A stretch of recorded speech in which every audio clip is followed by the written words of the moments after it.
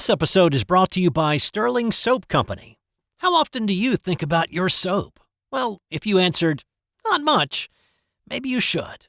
You see, a lot of what passes for soap in stores is technically not soap, according to the FDA's definition. It's full of lab-created chemicals and detergents because, well, it's cheaper to make. Now, what if you could buy natural soap made from natural ingredients like tallow, palm oil, coconut oil, and scented with essential oils, and for just a little more than you'd pay for grocery store soap? Sterling Soap is 100% natural, and with a wide variety of bath soaps, shave soaps, beard balm, lotions, and cologne, there's a product and a scent for just about everybody. Check them out for yourself at sterlingsoap.com. That's STIRLING soap.com. Imagine a town forged in the fires of industry, rallying around a band of gridiron gladiators. The Pottsville Maroons weren't just a football team, they were the embodiment of a community's grit, determination, and soaring aspirations.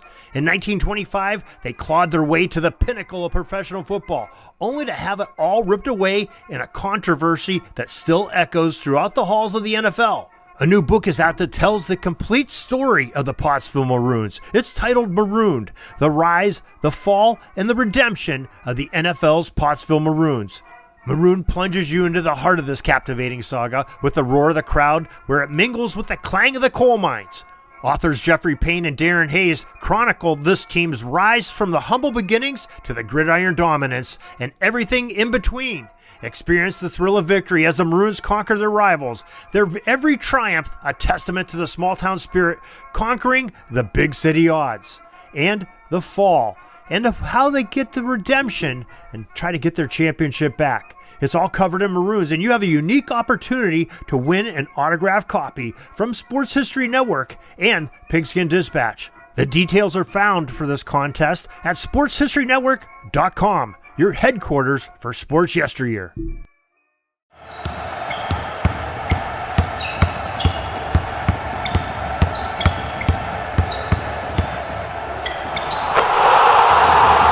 This is Basketball History 101 with Rick Loayza. Welcome back to award-winning Basketball History 101, part of the Sports History Network. I am your host, Rick Loayza, and this is the podcast where we bring to life some of the forgotten stories from basketball history. We are bringing old school basketball to a new school audience. And today we bring you part 2 of our special interview with author Zev Eleff and his newest book, The Greatest of All Time, A History of an American Obsession. We continue our discussion on why America just loves ranking everything, including the greatest basketball player of all time. So let's jump back into our interview with Zev Eleff.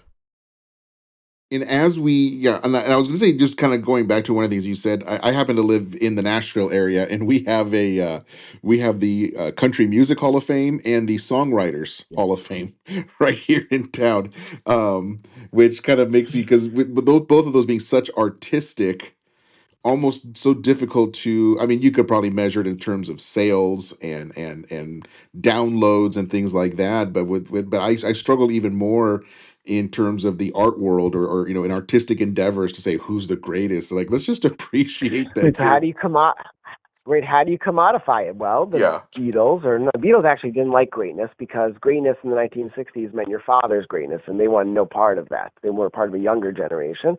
But Sgt. Pepper's Lonely Hearts Club Band in June 1967 is considered by Rolling Stone and maybe everybody, maybe I'm showing my cards too much, by many people, to be the greatest album of all time, to the chagrin of Brian Wilson and the Beatles, who were in an arms race. The Beatles had just produced Pet Sounds, The Stones were very much in the conversation. Well, Paul McCartney, John Lennon was already yokoed by then. Paul McCartney is the spearhead of that album, and all of a sudden there is a thing to talk about which defines greatness. And they're called not just the greatest musicians; they're the poet laureates of the world. Those are conversations. Now It's about platinum albums and sales and downloads. You're absolutely right. Yeah, and it does fuel, like you said, it definitely fuels conversation. And I suspect there's a part of the reason why there are so many such lists. Rolling Stone magazine, has published the 500 greatest albums and the 500 greatest singles. The American Film Institute has get the 100 greatest films of all time, or 100 greatest dramas, 100 greatest comedies, and the TV Guide back in the day. TV Guide, the 100 greatest sitcoms of all time, and Seinfeld famously unseated I Love Lucy to become the new Yes. greatest sitcom of all time, and it creates conversation, it creates debate, it creates or at least ratings and clicks and views, and I suppose that's a part of it, is just commoditizing the conversation. So, I know you don't really want to take necessarily a position, because this book is really more about how we talk about greatness, as opposed to, like you In said, basketball, I determining. will. In basketball, I will. And it's revealed in the conclusion with Michael Jordan. Yeah. Everybody remembers where they were when he steals the ball from Karl Malone. Everybody knows the feeling of self-confidence as he's dribbling up to that to the hash marks and then basically up to the foul line. And nobody thinks it was a push off on Brian Russell. And everybody knew it was going in. Everybody remembers Jordan, Chicago with the lead. Mm-hmm. And nobody thought that John Stockton's heave was going to go in. And nobody remembers the Wizards years. Right. Yeah, those are very forgettable. It is it's what psychologists call a flashbulb memory. Mm-hmm. And that is actually reinforced by the internet and Twitter and YouTube, and how we can watch it over and over and over again, get that dopamine rush. Anybody who grew up when I did, or who is older, has that flashbulb memory, and you can't remove Michael Jordan from that station. It's not even the flu game. It's a generation before. We've talked about the Cavaliers game. People remember Larry Bird's quote. That wasn't Michael Jordan. That was God dressed up like Michael Jordan when he eventually lost to the Celtics. We love Michael Jordan. He's part of us. We remember the Gatorade ad. Mm-hmm. Be like Mike. There's something powerful to it. Yeah. He was the guy in your and I say this, I've said this a couple of times on my podcast. When we talk about, at least and I'll keep it just to basketball. When we talk about the greatest, for many of us, it tends to be either our favorite player or the most impactful player from the days of our youth. And we tend to, Absolutely. if for basketball, we tend to go to youth. You're going to Jordan. I'm a little bit older than you are, and so I go back to Magic Johnson in the '80s. And so when I hear people say that Steph Curry is the greatest point guard of all time, I was like, "That's what are you talking about?" I say, "I'll give him. He's the Yeah. greatest shooter, but the greatest overall point guard? No, it's So still Magic let's Johnson." take that for a second. Let's break that down for a second. And I would add, well, we'll shift into basketball, but just as a sort of to put it in the parking lot. For decades, we were only talking Babe Ruth. Shohei Ohtani, Oh my! being a Japanese, is a fascinating idea because he doesn't look like most Americans, and yet he somehow has toppled Babe Ruth. It's an interesting thing maybe for a baseball conversation. But let's take the most, and this happens when he reached that, what is it 4,000, 5,000 three-pointers? Which one did he hit? He's going to Oh, get to he's hit 5,000. I 4,000. think it was Yeah. 4. Yeah, he's at 4,000, right. And that renewed the conversation about the greatest point guard of all time. Now, Steph Curry doesn't average assists like John Stockton, like Jason Kidd certainly, or like a Magic Johnson. He hasn't yet won the number of championships that Magic Johnson has. He doesn't have the versatility. But he also has a huge advantage. If I am playing with my sons, if I'm in my backyard shooting hoops, if I take 1,000 shots from very far away, one of them is going to go in. Meaning if they're videoing me, there's going to be one out of every 1,000 shots, I am going to look, again, air quotes, like Steph Curry. I'm not a terribly tall person. Steph Curry is taller. I think he's 6'3", right? But 6'3", yep. Among NBA players, he doesn't look very tall. He is incredibly fit. He is muscular, but he doesn't look like Dwight Howard. There's also a paleness of his complexion. There is a race factor involved in this. He is very well spoken. For general fans of the NBA, and specifically children, people talk about the rate of young children heaving three-pointers now. Steph Curry has changed the way we think in the metrics of basketball, but we also can pretend we are Steph Curry shooting hoops in our backyard. You can't do that for Magic Johnson. Right. And I remember the shift for Steph Curry. This will be a quick story here. I remember the shift because I coached my kids in youth basketball when they were like 7, 8, 9 years old, and I'm the coach. And all the boys suddenly want to shoot nothing but three-pointers, and I'm pleading with them to stop because the ball doesn't even reach the rim. And I'm like, stop shooting three-pointers. The ball just lands right in the middle of the paint. Just let's get closer. Let's get closer and shoot from there. But yeah, everybody wanted to emulate Steph Curry because he's just so fascinating. Those kids had a better chance at heaving it into the basket from far away than they do for dunking it. Right. Yes. That they certainly cannot do. And so I believe, right, be like Mike. Charles Barkley sees that commercial and announces, you can't be like Mike. I can barely be like Mike. I'm not a role model. Karl Malone takes issue with it in the pages of Sports Illustrated. But that idea, it's an amazing thing. Gatorade convinced a generation of American children that they could be like Mike. I don't think he dunks in that minute 30-second commercial. I don't think so either. I think he just does moves that anybody could do. Me. Yeah. And the kids are chasing him. Can you imagine? And that's what Charles Barkley looks at. Are you kidding me? Yeah. Are you kidding? You think you can be like him? I don't know if you remember, but I think at one point Gatorade made kind of like a follow-up commercial to the Be Like Mike, where it's kids recreating almost shot for shot. They give, like 10, 11, 12-year-old kids recreating those Michael Jordan moves shot for shot. And kind they're doing it, and that's also a play off of the McDonald's commercial earlier on, where both he and Larry Bird are playing horse for a Big Mac. And neither can lose. Yeah. Neither can miss, rather. Right? That it's a direct play off of that. Michael Jordan became godlike to childlike. And that's the Steph Curryism. Of course, most metrics will not. Whatever, again, metrics being how we want the stuff, the grist for the mill for how we have this debate. Most stats that are coveted will not support Steph Curry over Magic Johnson. Yeah. Championships, winning percent, whatever it is. And yet, Steph Curry does have a foothold in that conversation. And I think it's based on relatability. Yeah. Think about the plunge that Magic Johnson took when he announced his retirement with HIV virus. All of a sudden, we did not want to be like Magic. That smile has consequences, apparently. Yeah. He comes back, and people are nervous. We're not exactly sure. Now we know differently. By the time, what does the science tell us about playing near somebody with HIV virus? People were unsure. He appears on a Nickelodeon kids show to be this evangelist, to be the spokesman for people with HIV. But he took a hit. He did. I remember that. I mean, he was always my favorite player. I cried when he made the announcement.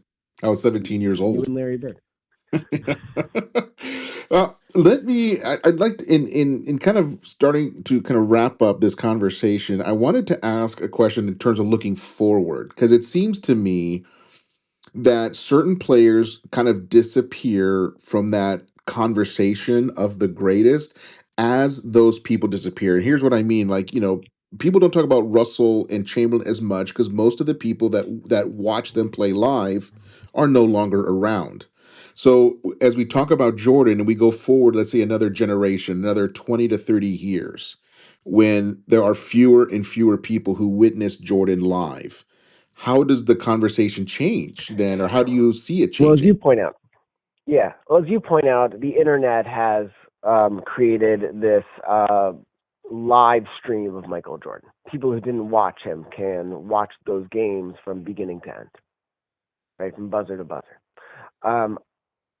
What do we do with the people who are invisible?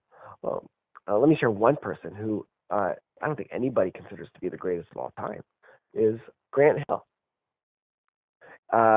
magazines after Michael Jordan's first retirement. We don't really talk about the third one. His first retirement. They're the pundits, the journalists are very nervous. Michael Jordan, this pristine figure, somebody that Haynes took pains to keep under wraps that he had his first child out of wedlock, and there's this whole campaign where he's a doting husband with his wife at the time. I think Juanita was her name. When he retires, there is a fear that Michael Jordan's legacy, the heir, is going to be, and I'm basically quoting, thugs and rap cutting artists like Latrell Sprewell and Shaquille O'Neal. And so there is a deliberate move by the NBA community. I'm not suggesting it was David Stern, to find an heir apparent who was more suitable. And so who do they select? They select Grant Hill. A cover story of him when he's drafted, Grant the Good. He shows up on Letterman and plays the piano. He talks about how he wishes his mother a good night every evening. He's well-spoken. He has a lighter complexion. In fact, the bad boy on that Duke team was the white kid, Latrell Sprewell, Christian Laettner, excuse me. All of a sudden, Grant Hill, and he gets the most votes, does Grant Hill? Yep. For the All-Star game in his rookie season.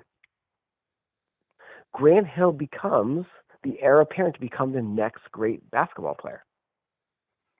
Eventually, and I think it's Sports Illustrated for Kids, no less, with great theological backing, announces a second coming of Michael Jordan. Who better to succeed Michael Jordan than Michael Jordan? But Kobe Bryant, and of course we have the rape scandal and cleared eventually. Or there's a settlement. All those debates about who is the next one up have to do with ourselves and what we're looking for. Michael Jordan was criticized, for example, for in North Carolina not campaigning for more suitable candidates against those that were racist. His response were Republicans buy shoes. It was originally shoes, but it sounds better. Republicans also buy sneakers, also buy them too. Yeah. He's not going to get political. Very different than Magic Johnson. Certainly very different than LeBron James. What we want out of our great people changes over time. And so when Michael Jordan, if and when Michael Jordan is no longer the best thing we need out of a great individual, we'll find a replacement. Yeah, for sure. I thought I was something I was telling my wife in regard to Jordan and LeBron specifically. I said for probably the last a good 20 years, there was really no debate about Jordan. ESPN, the people at ESPN would not even have the debate because it sounded so ridiculous.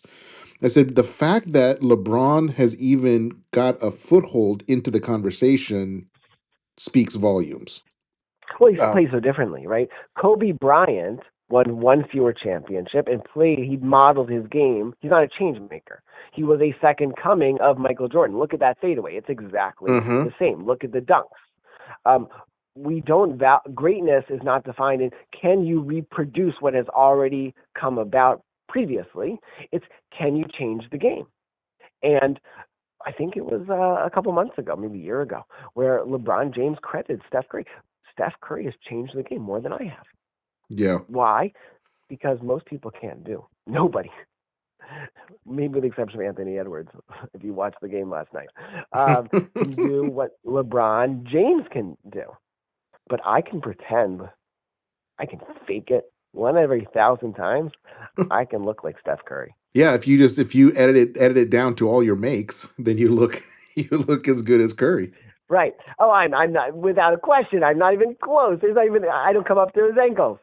But greatness, to your point, we didn't have that debate. We needed that debate. In the George Floyd, remember that also what happens is that we became a much more contentious political atmosphere. That's what we entered into. And so we needed to reignite those conversations because we needed great people, in the case of LeBron James, who stood up for our values. our collectively. We needed a great man to speak to the George Floyd moment. When I went back to the interviews with Oprah, I didn't see, not me literally, a position taken by a Michael Jordan that was suitable. So all of a sudden, Michael Jordan became less urgent. Or put it other ways, in an urgent political climate, Michael Jordan did not carry the ammunition, the currency, the value that we needed. LeBron James did. Right. Right. And you're right. And as we're talking here, I'm seeing kind of where you're coming from, how, yeah, what we value changes over time as our culture changes, as new things come about, new technologies, new ways of communicating and relating to each other. But Rick, also older expectations. Yeah. Some people do want a very handsome black man without tattoos, well-spoken, yes, with an earring. They still look at Michael Jordan as an appropriate image. Other people, and I'm not offering my opinion certainly, but other people do not want somebody who looks. There is a race factor. In addition to all the technological transformations that have taken place, especially in the NBA, that's always going to play a role in how we have these conversations. Yeah, that's kind of like the Allen Iverson effect, where he was incredibly popular with one segment of the population and unpopular with a different segment. And the fact that he had a white coach that embraced him, the fact that you had a Larry Brown embracing an Allen Iverson offered, an authenticity, a bona fide, a legitimacy to how Allen Iverson presented himself. He's drafted in '96, so the same. So that's Michael Jordan's already after Michael Jordan's come back. Had Allen Iverson been part of that conversation in '92, '93 with Jordan's retirement, he would have been dismissed as an unsuitable heir apparent to Michael Jordan. Yeah, you're right. You're absolutely right. Charisma and Tim Duncan's lack of charisma, great play. But if we're looking at statistics, you can make an argument for Tim Duncan. Tim Duncan is rarely considered to be one of the great 5 players of all time. Much, I think, to do with just how his demeanor. Yeah, he's very, in one sense, kind of bland, personality-wise, and therefore he's less valuable to urgent conversations around greatness. Yeah. Well, this is an incredible conversation. The book, I mean, not but the book that you've put together here is an incredible look at the idea of greatness and how we look at how Americans value greatness in different fields. What was important to us, perhaps, like as you talk about Ford or Charlie Chaplin, what was important to Americans in the 1920s versus what's important in the late 20th century or the early 21st century now. What is it that we value today, and what allows certain figures to rise up the ranking, so to speak, and while others begin to disappear. But this is a fascinating look at the concept of how we talk about and how we measure greatness. So I'm thankful you put this out there. Yeah, I guess it's Genesis. Going back to your first question, it's Genesis is Will Chamberlain. When he writes his memoir in the 1970s, he predicted, and I'll quote, "Some kid who's in junior high school now may be better than any of us one day." Yeah. So he knew before all of us. Michael Jordan was entering the 6th grade when he wrote those words. Yeah, he's right, and he's right. There's probably some 6th grader out there right now that's going to make us all. Exactly. Yeah, exactly. All right. Well, Zev, thank you so much for taking time out of your day to go through this and to share your thoughts on greatness and the book that is that you're putting out. The book, by the way, is called The Greatest of All Time. But Zev, I want to thank you so much for your time, and I really appreciate it. Thank you for joining us for our interview with Zev Eleff. You can find his book, The Greatest of All Time, A History of an American Obsession, wherever books are sold. Join us next week when we share another story from the history of basketball. That's next time on Basketball History 101, part of the Sports History Network, the headquarters of Sports Yesteryear. Go to sportshistorynetwork.com to find out more about this and other sports history podcasts. If you like what you hear, please hit that subscribe button wherever you get your podcasts. And check out our page on Facebook. It's called Basketball History 101 Podcast. There you will find short historical posts, and I'll also announce there when new episodes come out. I want to thank my producer and editor, Jacob Loayza. Join us each week as we continue to mine the history of basketball for more great stories from the past. Take care, and see you soon.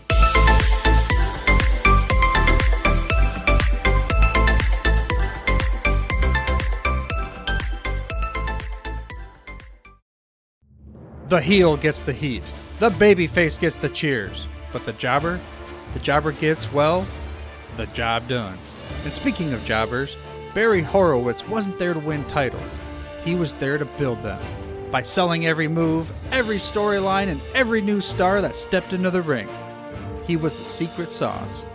And now, he's the headline in his new book titled, Wrestling is My Gimmick, My Life on the Wrong Side of the Three Count. This memoir is a deep dive into wrestling's most underrated position, and the man who made it an art form. Whether you're a fan of wrestling, a fan of sports history, or just love a great story, this book is for you. Again, that's Wrestling is My Gimmick by Barry Horowitz. Grab your copy today before the count strikes 3.